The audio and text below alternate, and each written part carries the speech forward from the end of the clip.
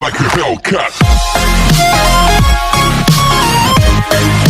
Hello class 10 के विद्यार्थियों, आज के इस वीडियो में हम लोग जानेंगे relation between F and R in convex mirror.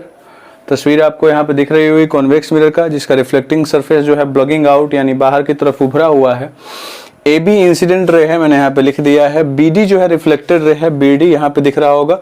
और बी एन जो है वो नॉर्मल की तरफ बिहेव कर रहा है, क्योंकि ये जैसे ही सेंटर ऑफ कर्वेचर के सामने से गुजरता है, एक्चुअल में नहीं तो ऐसा प्रतीत होता है कि वो वापस लौट के उसी डायरेक्शन में आ रहा है। क्यों? क्योंकि वहां पर वो 90 डिग्री का कोण बनाता है।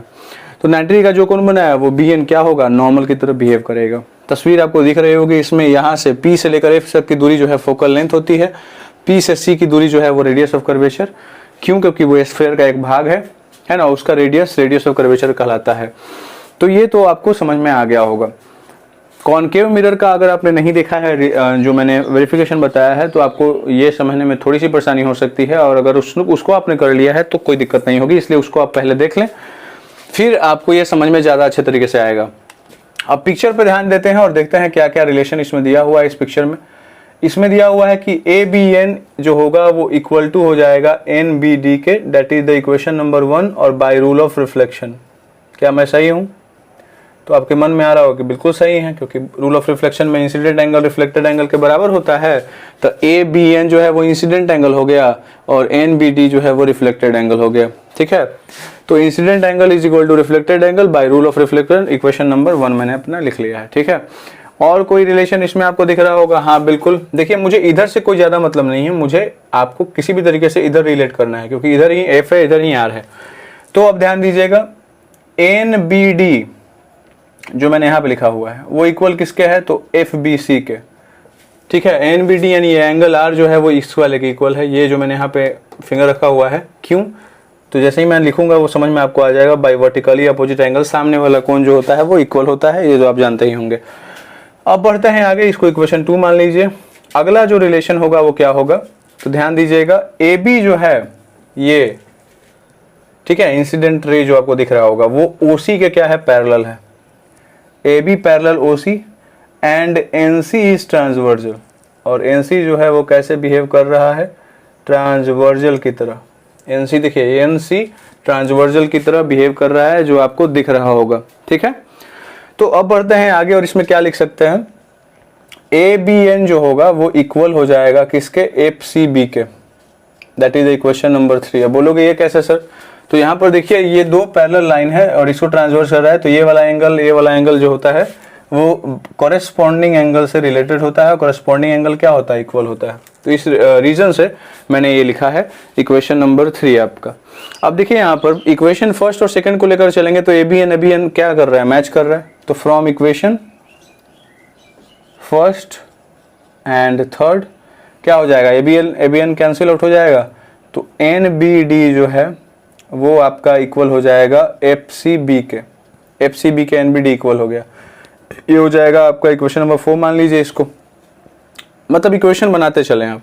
अब देखिए, N B D is equal to F B C है, तो एन बी डी की जगह पे रिप्लेस करेगा ना एफ बी सी। अब कहिए कि रिप्लेस करने की क्यों जरूरत है? क्योंकि एन बी डी इधर है और एफ बी सी इधर है, कोई रिलेशन ही नहीं है। रिलेशन बनाना है जितना निकटतम बना सकते हैं आप। तो एफ बी सी बराबर हो जाएगा एफ सी बी। ये हो गया इक्वेशन नंबर 5। और 5 नंबर इक्वेशन के आधार पे, फ्रॉम इक्वेशन 5 हम क्या लिख सकते हैं? ट्रायंगल बी एफ सी जो होगा इज एन आइसोसेलेस ट्रायंगल। क्या मैं सही हूं? आइसोसेलेस ट्रायंगल होगा एफ बी सी आइसोसेलेस, क्योंकि दो एंगल इक्वल हैं तो दो साइड इक्वल होंगे, और आइसोसेलेस ट्रायंगल का यही तो प्रॉपर्टी है। तो एफ बी सी जो है वो एक आइसोसेलेस ट्रायंगल हो गया, जो आपको पिक्चर में दिख रहा होगा। ठीक है, अब बढ़ते हैं आगे। वही वाला पॉइंट जो मैंने कॉनकेव में बताया था, और फिर दोबारा मैं बता रहा हूं कि देखिए, ये जो मिरर है एक बहुत बड़े स्फीयर का एक भाग है।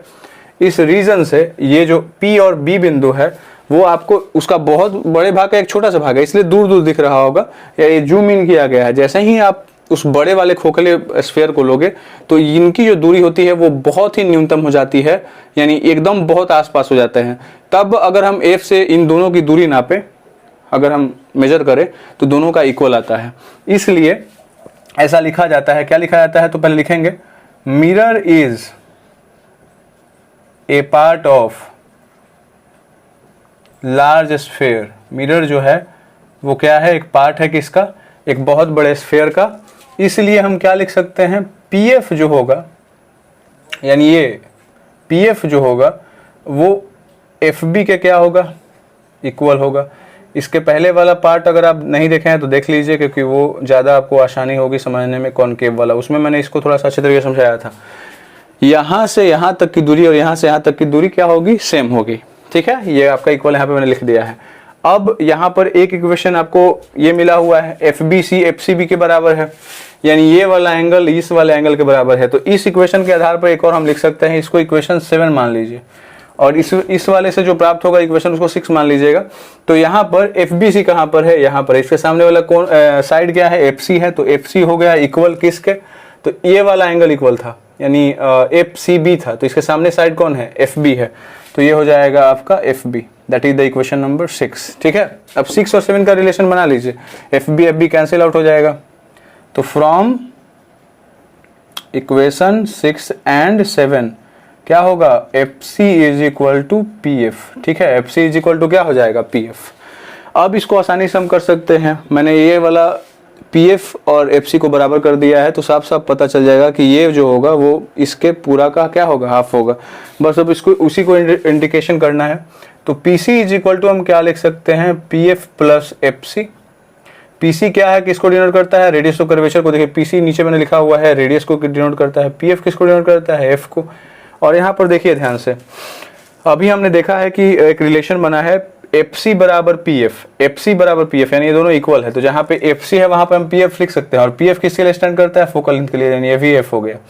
तो R इज इक्वल टू कितना हो जाएगा, 2F, और R यहीं पे रहने दो, 2 मल्टीप्लाई में है डिवीजन में, F यहाँ पे आ जाएगा, यानी F is equal to R/2।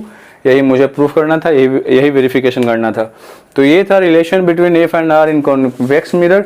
मैं आशा करता हूँ कि आपको समझ में आया होगा। तो इस वीडियो को लाइक करें, शेयर करें और इस चैनल को सब्सक्राइब करें अगर नहीं किया है अभी तक। तो देखने के लिए धन्यवाद।